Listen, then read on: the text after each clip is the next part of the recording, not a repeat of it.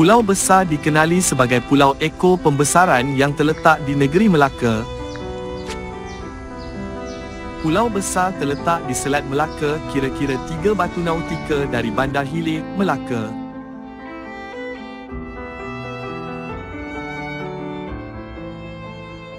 Jika anda ingin ke sana perjalanan dengan feri, jeti di Anjung Batu adalah berjadual, manakala bot laju, jeti di Umbai.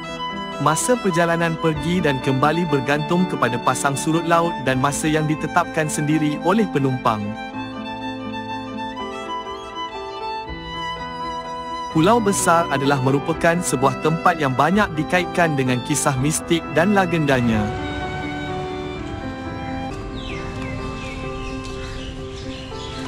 Memang tidak dinafikan, apabila sebut sahaja Pulau Besar, Melaka, pasti ada yang membangkitkan perkara-perkara mitos dan mistik yang berlingkar sekitar pulau itu.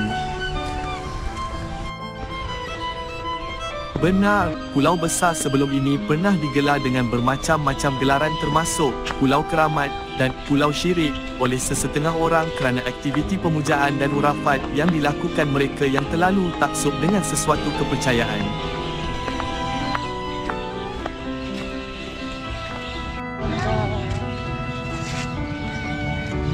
Antara perkara yang menyebabkan kedatangan ramai pada suatu masa dahulu ialah kepercayaan bahawa terhadap agamawan Sultan Al-Arifin Sheikh Ismail yang disemadikan di pulau itu.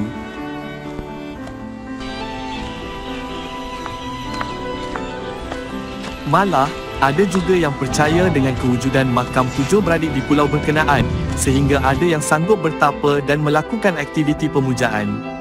Mereka yang datang melakukan aktiviti itu pula tidak kira bangsa dan agama, masing-masing dengan niat dan hasrat masing-masing juga.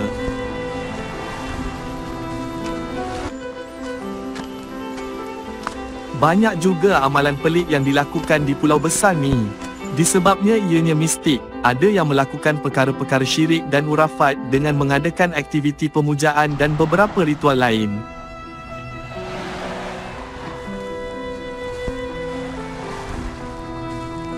Semasa zaman pemerintahan Kesultanan Melaka, Pulau Besar telah berfungsi sebagai tempat persinggahan pedagang-pedagang untuk mendapatkan makanan, kayu api dan air bersih dan juga menunggu giliran untuk berlabuh di Pelabuhan Melaka. Pulau Besar juga dikenali dengan nama Pulau Air dan Wushu oleh pedagang China, menjadi tumpuan kapal-kapal pedagang ini sebelum wujudnya Melaka sebagai pusat pemerintahan.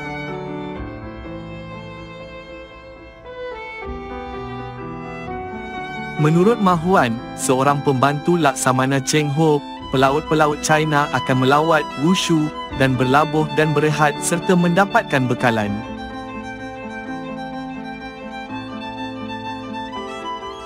Masyarakat nelayan selat yang menetap di muara Sungai Melaka membawa ikan kering dan lain-lain barang dagangan untuk ditukar dengan keperluan mereka.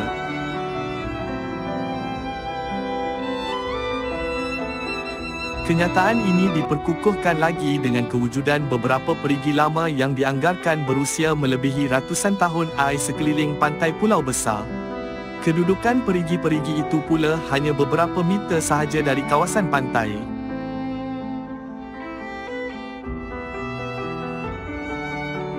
Pulau Besar juga dikenali sebagai Pulau Hajat kerana ada hajat-hajat mereka yang termakbul setelah berdoa di pulau ini.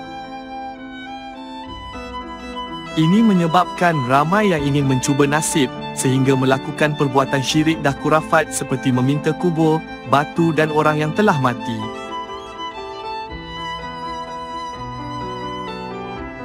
Kononnya, Allahyarham Tun Ghaffar Baba pernah cuba menternak 2,000 ekor lembu di Pulau Besar sebagai salah satu projek perintis bagi membangunkan pulau ini.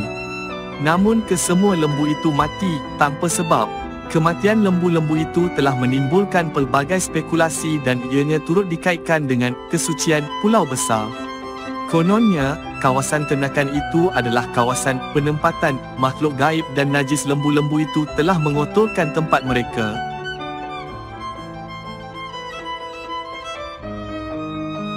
Kewujudan penempatan makhluk gaib yang selalunya dikenali sebagai orang bunian di Pulau Besar telah pun diperakui penduduk tempatan sejak dahulu lagi.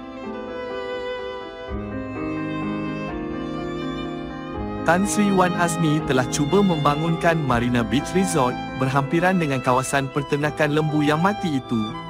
Sebelum pembinaan marina ingin dimulakan, beberapa orang alim telah dipanggil untuk meminta penduduk bunian itu berpindah. Namun, tidak semuanya mahu berpindah dan akhirnya, projek marina itu terbengkalai begitu sahaja sehingga kini biarpun telah 90% siap.